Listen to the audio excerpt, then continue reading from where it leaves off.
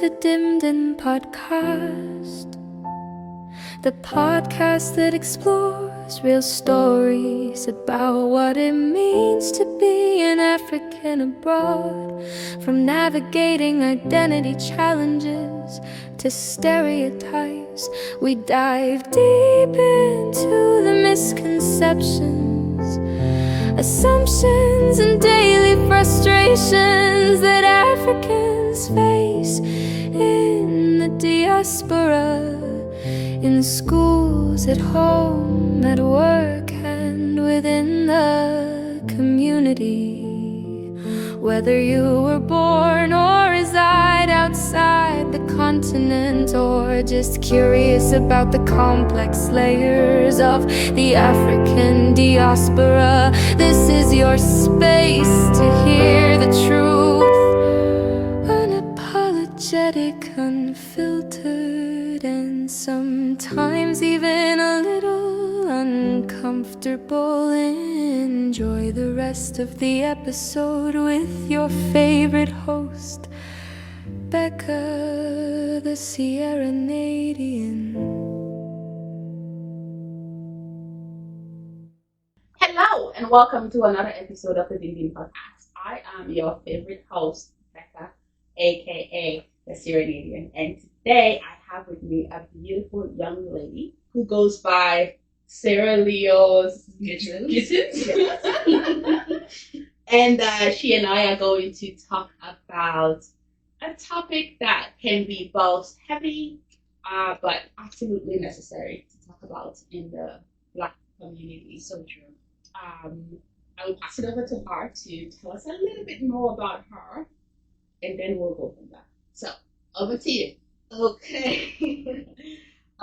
So then again, I am Sarah Leonce-Gittens. I am a mom of an 8-year-old who's on the autism spectrum. I'm also an author, and I'm from the beautiful island of St. Lucia. I am so honored and humbled to have you on the podcast. I know this conversation has been a long time coming, Yes, and I respect the fact that you told me to allow you time to prepare yourself. And I appreciate that. Because you need to be ready to have a conversation of this nature. So, to those who are watching, stay tuned. It might be a bit lengthy, might need some teaching, but it's all part of the human experience. So, to start off our conversation, there is a lot of stigma, blame, and shame surrounding autism in the Black community. Is that a misconception or reality? Honestly, it's a reality. It is a big reality because there are so many social judgment goes around autism in the Black community. There's also misconceptions, right? But then the biggest thing is also cultural beliefs as well.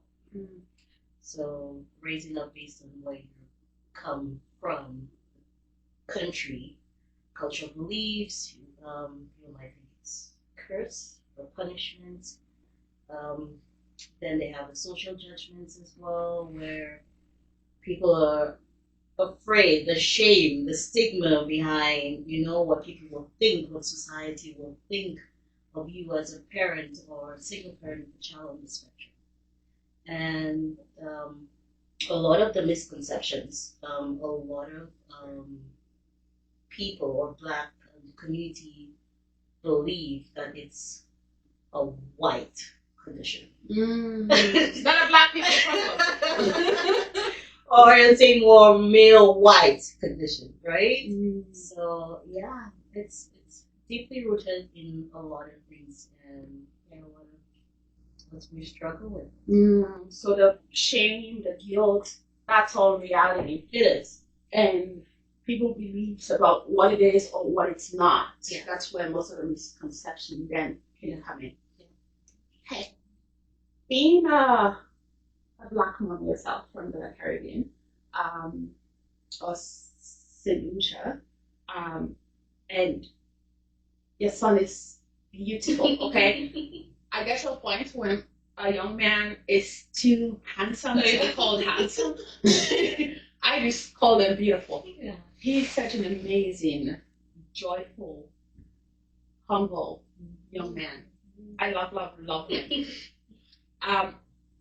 Being a mom, I can imagine that coming to the realization and acceptance of your son struggling with or being diagnosed with that must have been a difficult, long journey.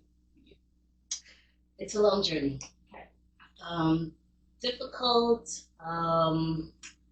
Because then, like you mentioned, my son, he's amazing. And he got diagnosed at 4. Mm-hmm.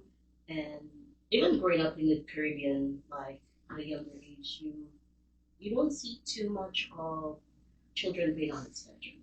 You see children misbehaving, they're maybe, you call them troublesome, There was never a right word or diagnosis because of the stigma that's out there for children. And now there is. So when we found out that Carter is on the autism spectrum, it was hard. It was hard. But part of me knew, based on my background and been working with individuals with disabilities and on the spectrum, I saw it. Did not want to see it. I did not want to see it. At an early age, we had early intervention come in. We did 3 assessments. And it was excessive, receptive, and so forth, and severe on so many different things, levels, milestones. And when we finally got the diagnosis, yeah, it was hard. Honestly, it broke my heart. I cried. Right? You bring life into this world and you have a goal and an idea of what you want your child to be and where you want him to go in the future, and then to find out that there are challenges that might hinder him and the way society will view him and how family and people that surround you will view you and your family. But yeah, it was hard. So the way society would view him is one aspect of it, and how family would view you and your family. So Yes, it's another big aspect. So it's not just external, it's internal as well, to a large extent. Yeah. Because you think about society in a whole and how the stigma is there.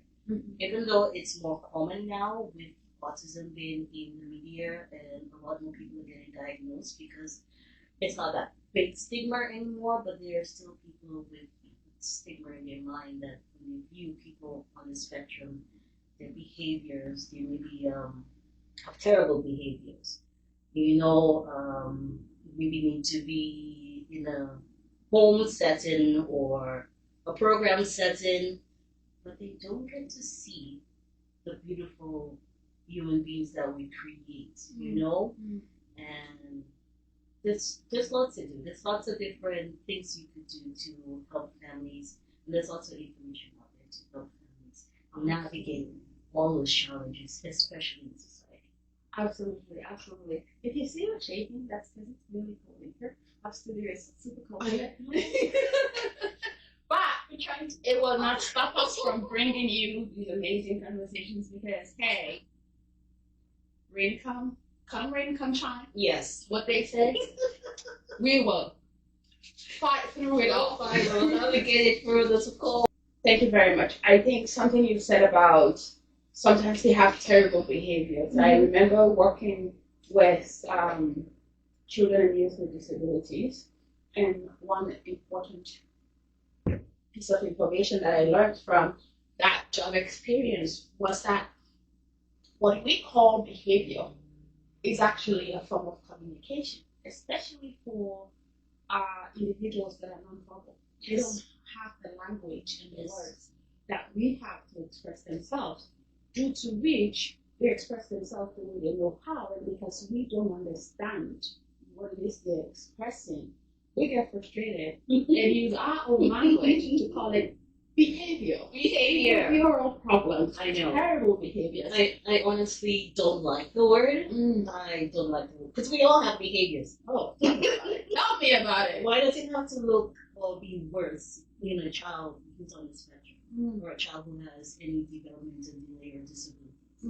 Right? We all do have behaviors. Absolutely. Yeah. Otherwise, they don't have the words to tell you, hey, sir, I think you have behavioral problems as well, from my point of view. Yeah. But let's talk a little bit about diagnosis, okay? Because I think, especially, I don't know what it's like for the Caribbean community, but African community, we're scared of diagnosis.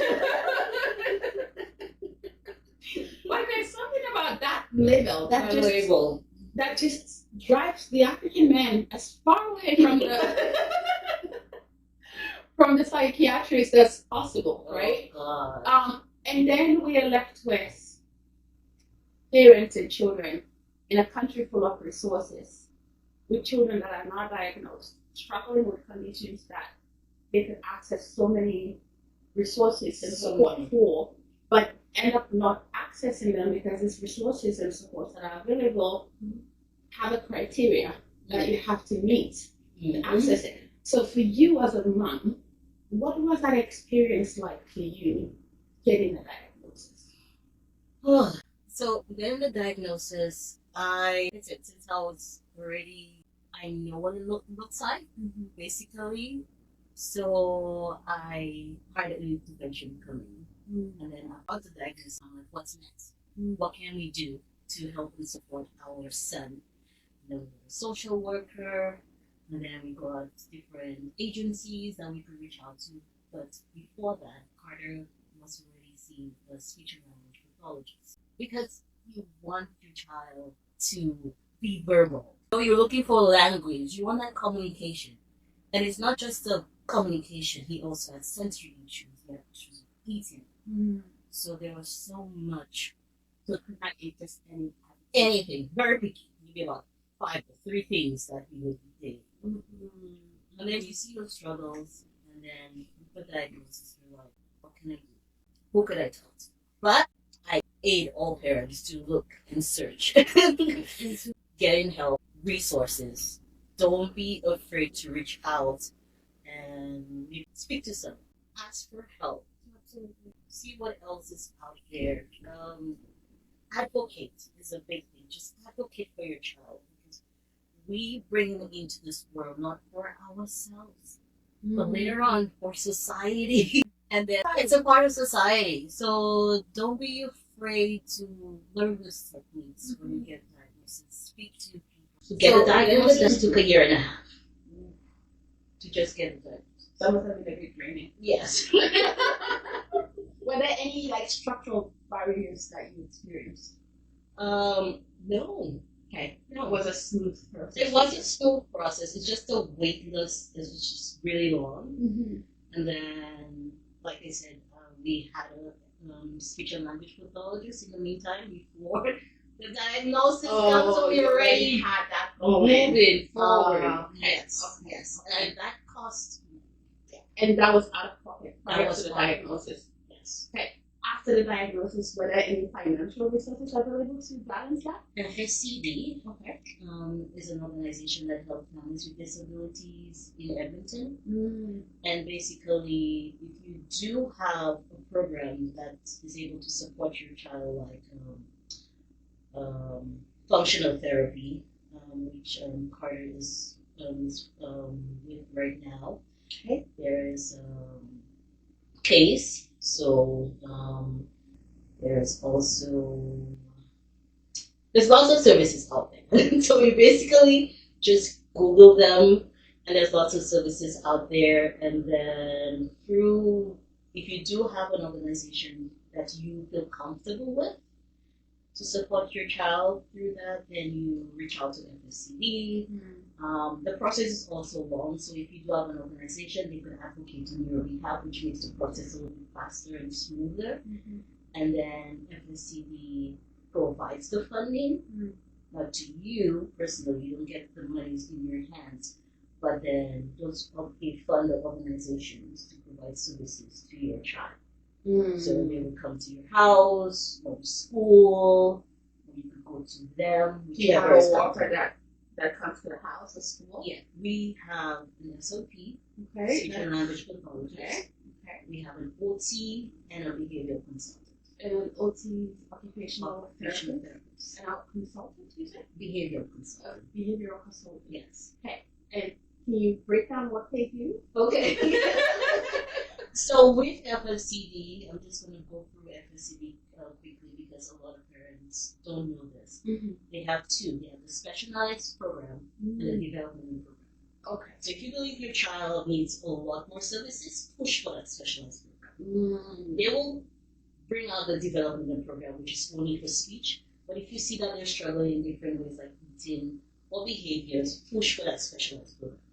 So the speech and language, it comes in, they do a lot of playful learning, a lot of repetition. Basically, they could meet you at home or in the community, and they just help encourage a lot of language.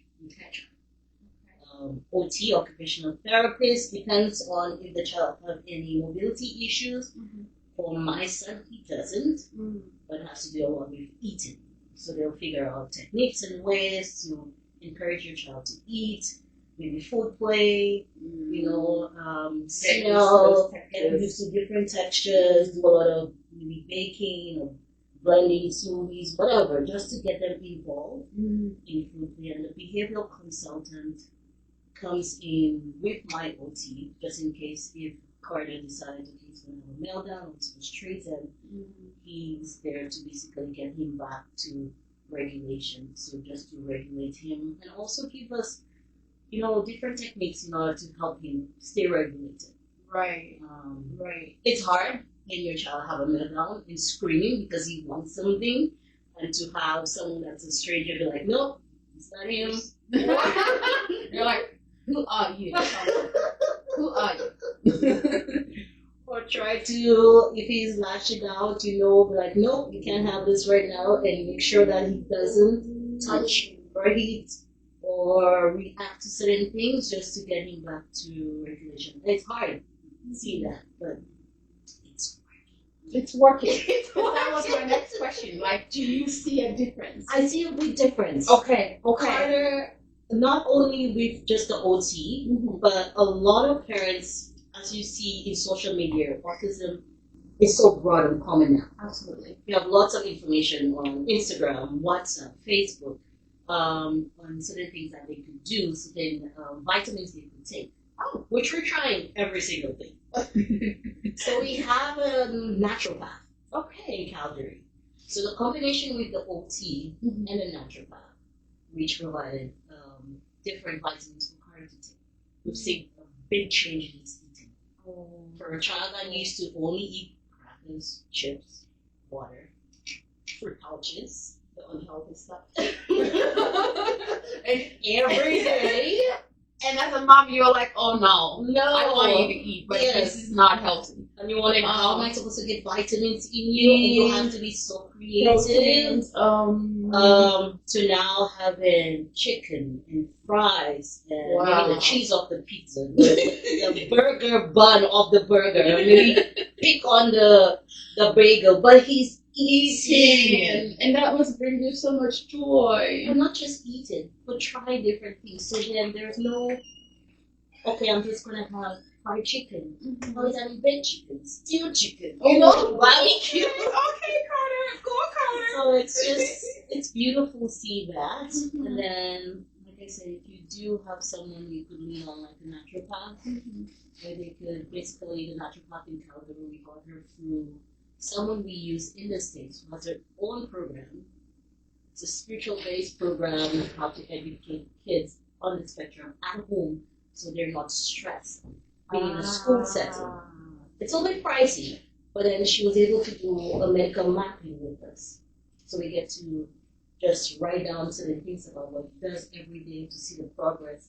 And then she directed me to that one naturopath in Calgary, which she searched so hard for, which specializes in children on the spectrum. We're quite grateful that we found her. and you're single and trees. And is that a service that was covered as well?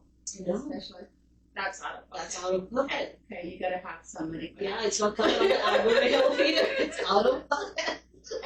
And like you say, right? Advocating, right? Advocating. Knowing now as a mom that's a service that works. Yeah. I mean, in the near future, that could be something that could be advocated for. Yeah. To be included in things that are covered. That's so true. Right?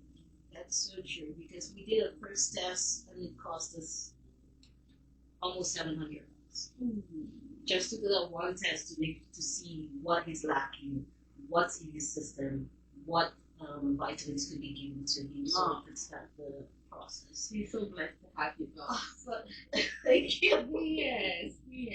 Yeah, but we as parents, that's something we need to just advocate, ask questions. The shame out there for our behavioral consultants, our children, they're stuck in a routine and rituals. So it was hard taking Carter to the grocery store. So a lot of families struggle with outings because of the shame and the stigma of society and how they view your kids being out there. I'm a mom, I don't care. From the Caribbean, we don't. Like, look at my child. Oh my One God, more time. he is screaming, and that's okay. Okay, he is screaming. He is an IH parent. Honestly, he's a child. Our babies are children. They're supposed to They're supposed have to that have, freedom. yeah, they're supposed to scream. They're supposed to have meltdowns. Don't let that diagnosis define who your child is. Don't let that label and make you feel like they're broken. They're not. Yes, I know. Don't let that diagnosis define who your child is. They're not broken. They're children. We fail to forget, we fail to remember, that they're kids. Their first kids. Their first kids. Before they are Yes. children diagnosed with so and so, Yes. right? Yes. Because even sometimes I struggle with people saying, oh, this person is autistic, oh, this person is depressed, or this, like, there's certain diagnosis. I personally feel like diagnosis should be diagnosis. They do not become the child's or the individual's identity after they've been given. Because I think that's where the challenge and the fear of going to get a diagnosis stem from in the first place. Because you feel like after getting this diagnosis, I now have to identify as this diagnosis. You're not autistic. You are on the spectrum. You're on the spectrum. On the spectrum. Right? That's it. So it's so broad and it's big. separate, Yes. right? It keeps the problem, if we even want to call it that. Yeah. And the individual. Yeah. And I think you knowing that allows for you to explore opportunities that are available to you and not allowing shame and judgment to overshadow the opportunities to explore. Exactly. Right? And I really, really, really love that. We're going to dive a little bit more into other areas like school, church, and family, community. But before we do that, if you are just joining us, this is the Ding Ding Podcast. I am your host, Becca. We have the beautiful Sarah here in the house with us today. And we're talking about autism in the Black community. We're going to take a quick pause to play our quick game, as we do, and then go back to the conversation. So don't go away. Stay tuned. Okay, Miss Sarah. I've got 3 cards here. This one says, which would you choose? Which would you choose? This says, how well do you know me? And this one here, say something. It's still locked. It's still still. But which one would you want to play? It's my favorite. Yeah. I try not to tell people it's my favorite, but it's the first one that I read out, just so people are like, the first one I heard is what I want to go with. Okay, so you choose a card, and it'll give you a question, and let's hear which you choose and why. Okay, eat the same thing every day forever. No. Sorry, it's not. My goodness. Oh, what? Eat the same thing every day forever. Or Or never repeat a meal for the rest of your life. Which would you choose?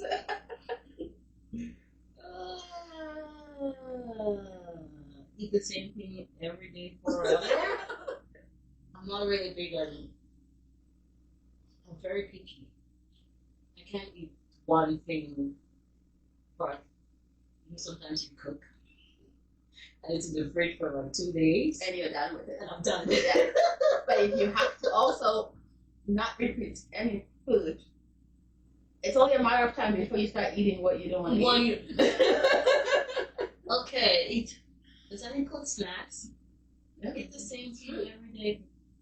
Okay, I think I'll go green banana and saltfish. I'll think every day. It's our culture food, okay?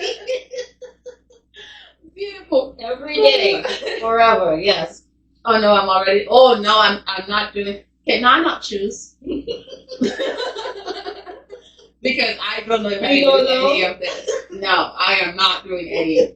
You're trapped in a room full of snakes. My worst fear. Or you're trapped in a room full of spiders. Like, tell me what's the difference? No. Why did you get to choose food and I'm going for spiders and snakes? I do not appreciate that. Like, The snakes handle this?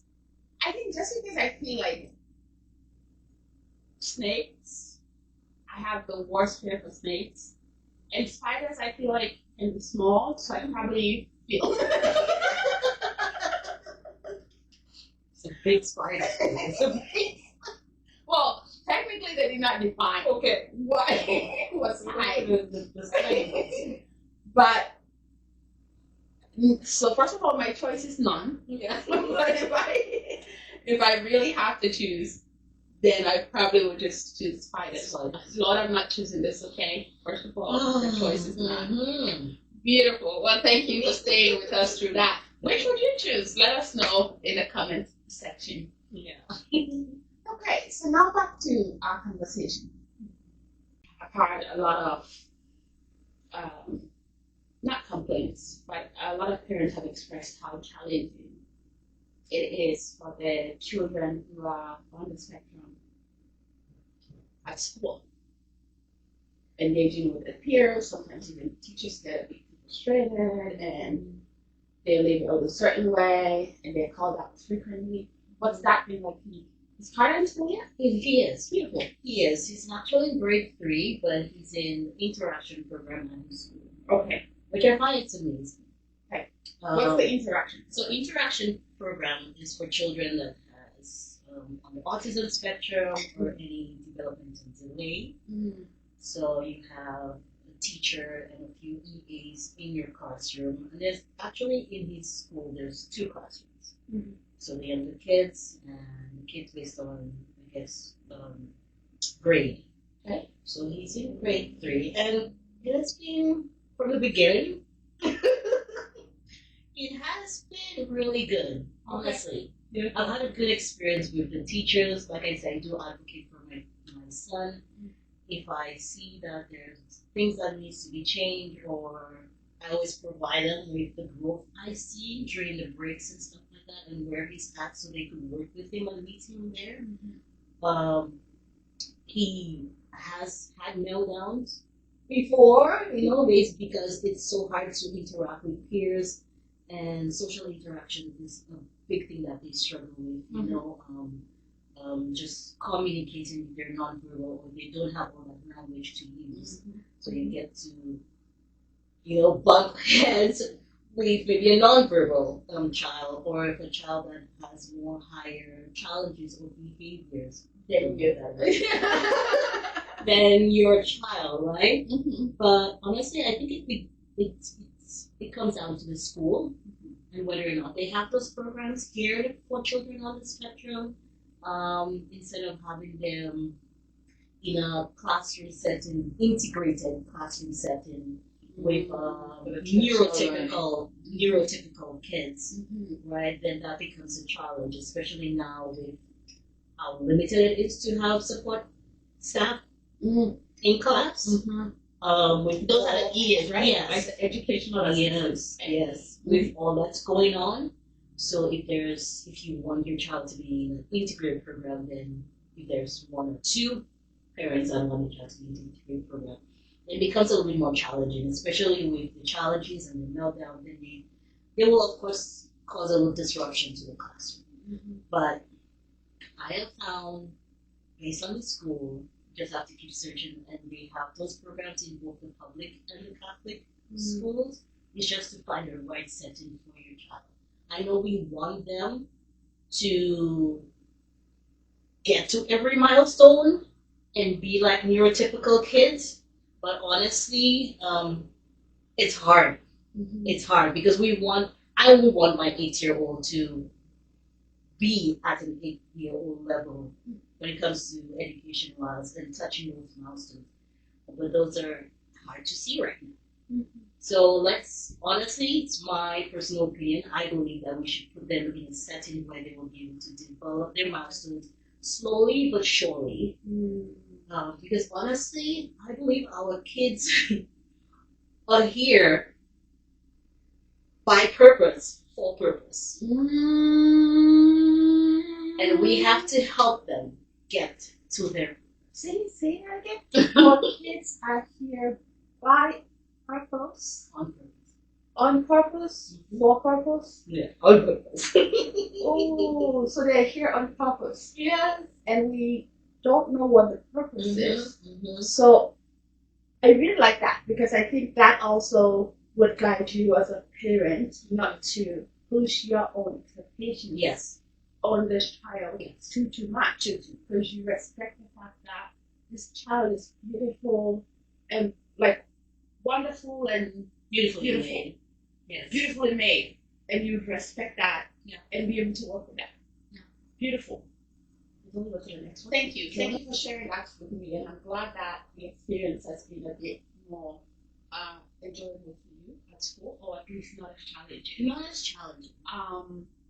You go to church, Yes. right? Family comes home to visit. You go to visit family. What's that been like? In the beginning, it has been hard because we want, growing up, we go to someone's house, sit in one corner, don't touch anything, don't, just be quiet, little angel. Mm-hmm. And our children, because of their different sensory level, they cannot just be quiet and sit in one corner and say nothing.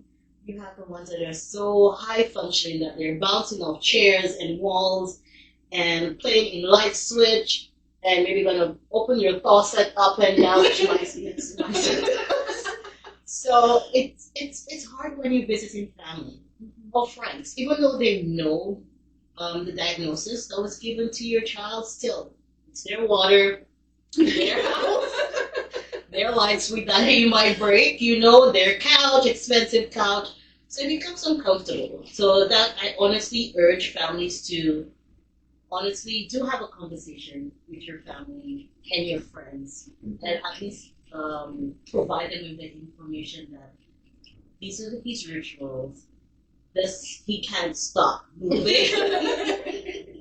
If you want me to come over, Yes, this you is need to what be to okay expect. with this, or and it's hard. It's hard because then you don't want to hear behind your back, which honestly I'll get to it. Which I've had some terrible experiences. Oh, no. So they're good and terrible experiences. Or going back to the supermarket where he's screaming on the whole store Mm-hmm. because you went in the shopping aisle and not just go around the store.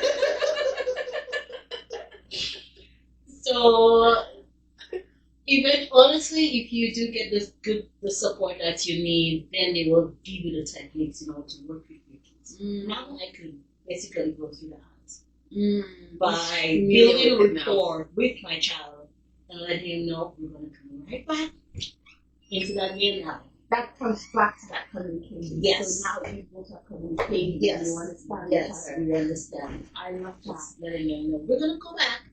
We just need to grab what and communicate. Whether or not they're verbal, non-verbal, communicate. Or maybe get communication cues or those cards or just there's so many tools out there. Don't be afraid to explore and ask questions and venture to find different ways. There's iPads, there's different things. And don't worry about the shame. Don't worry about the shame. Do not worry about the shame. We're advocating for our babies, so stand firm and just do what you have to do. Because it'll help them, it'll benefit them in the future, basically. So these are the challenges. So then if you have other kids, basically, they have siblings, then you're more focused because I have my 4-year-old telling me now, Mom, you're only listening to what Carter is saying. What about me? And he's 4. And he's seeing it. So then you have to really balance it. It's hard. It's hard. Because then your 4-year-old is honestly, maybe at a 6-year-old level up here, and your 8-year-old is not. Yeah. So we have those emotional roller coasters. You have the, like I said, family dynamics. The dad's just getting, just getting into terms as to, yes, this is really happening to my child. And working together as parents. Working together, I'm going to say, working together as parents. Absolutely, being on the same page. On the same page. Because usually you find moms are there with the OT specialists at home. That's a working. So then the information that you get, the techniques that you learn, you pass it on. And then you have to be on the same page. You have to be speaking the same language basically and understanding why those behaviors. What can I help? How can I redirect? How could you build that rapport and connection with your child to understand what he's saying with limited words? Or not even knowing what he's saying, but know what he's saying. You know what I'm saying? Learn his language. It takes time. But yeah, it does take time. Beautiful, beautiful. We're gonna round up here. Couple more questions for you. Something you said at the start of this conversation was when we give birth to our children, we have aspirations and goals. We have an idea of who we want them to be and how we want them to contribute in the community or society as a whole. And so that's part of the challenge of coming to accepting that my child may just not be able to fulfill all of that. Given everything we're doing and every change you've seen, progress you've seen, have those goals shifted for you in any way, shape, or form? I have seen those goals shifted. I've seen current milestones now. I have seen with all the help that's out there, the resources that are out there. I've seen this grow slow, but it's getting there. I have become that mom that don't care what society may think of me or my family or my son, but I'm gonna be vocal and stand up for him. There are times I have to stop people in their step and say, okay, I don't need your opinion. I will share. I don't owe anybody anything when it comes to sharing his diagnosis. I do not owe you explanation. I'll tell you if I want to. If I want to. Yes. And when I say no, I mean no, because it's my child. In other areas where you think, okay, people do need to know, then you share. It's a need to know basis. It's a need to know basis. So you just stand up, you advocate, you're just strong in your stance. Because it's so important. It's so important. Even in religious settings, church settings, you do have big stigmas in it. There's one time someone just grabbed my child and left and went with him, not even looking to see where the mom was. Picked him up and walked out with him downstairs. You did it. Their church. It's just so bad because of the culture in church. Like a lot of Black communities, the culture is so stuck in how we were raised, and it's not modernized, and there's no education and awareness when it comes to children on the spectrum. Some people will see it. Some people will acknowledge, yes, he's on the spectrum. Yes, okay, can I help you? Some don't. Some want to dictate. And would rather tell you what to do or talk. Yes. Yes. Thank you for explaining that so beautifully. Final question for you before you go on to tell us about your books. Was there any self-blame for you, and how are you taking care of yourself? I think as a parent, there's always self-blame. Mm.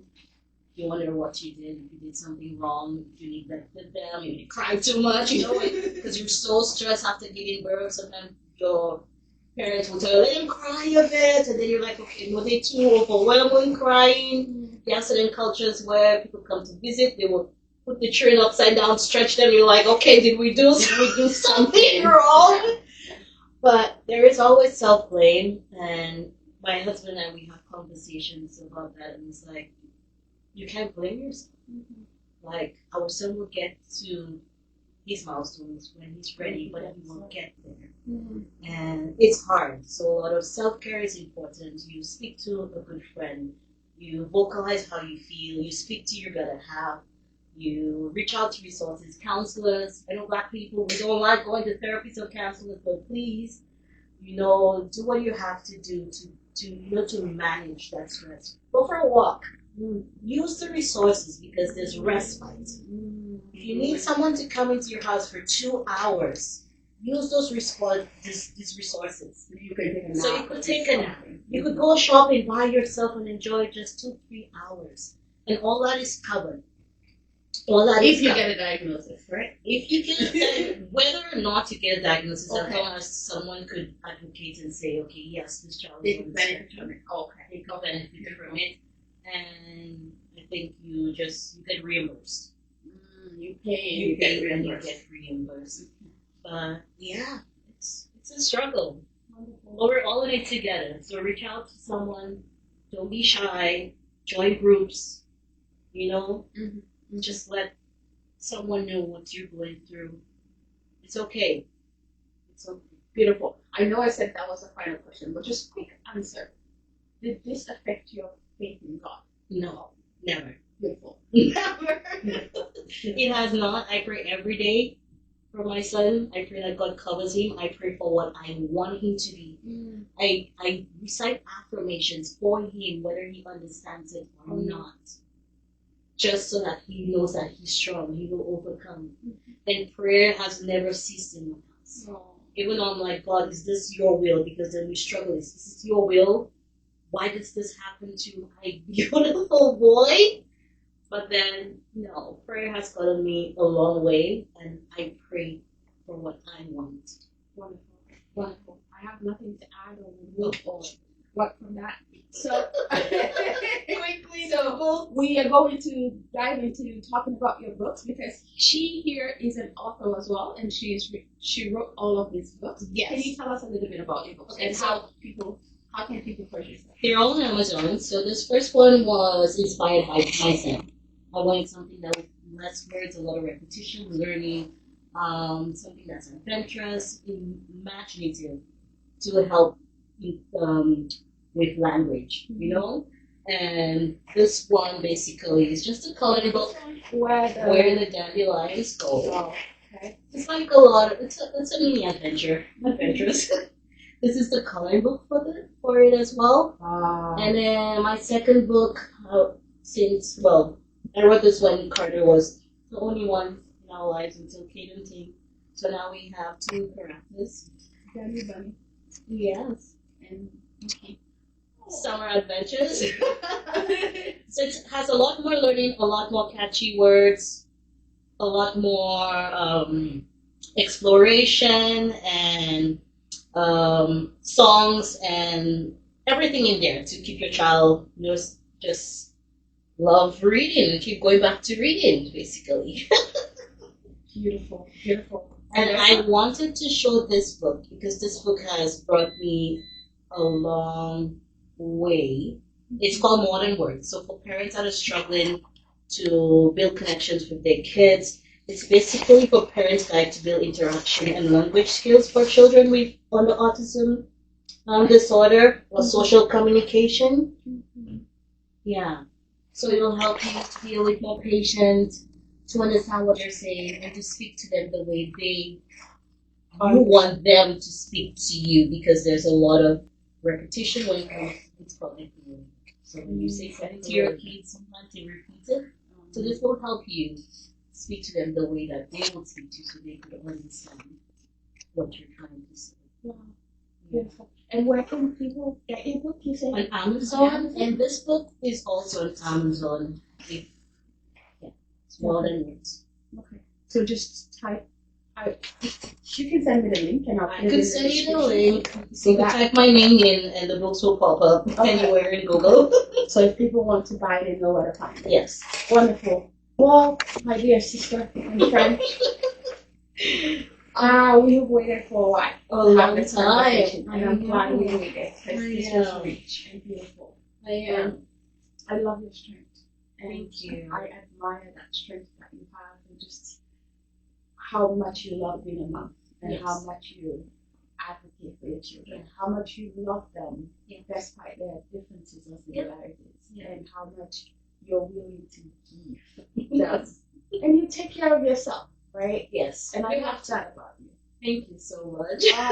Thank Thank you so much for this humble, great opportunity. Right? Thank you so much. You're very welcome. You're very welcome. Well, I hope you all have enjoyed this conversation. Do not forget to leave a comment, feedback, or ask questions in the comment section.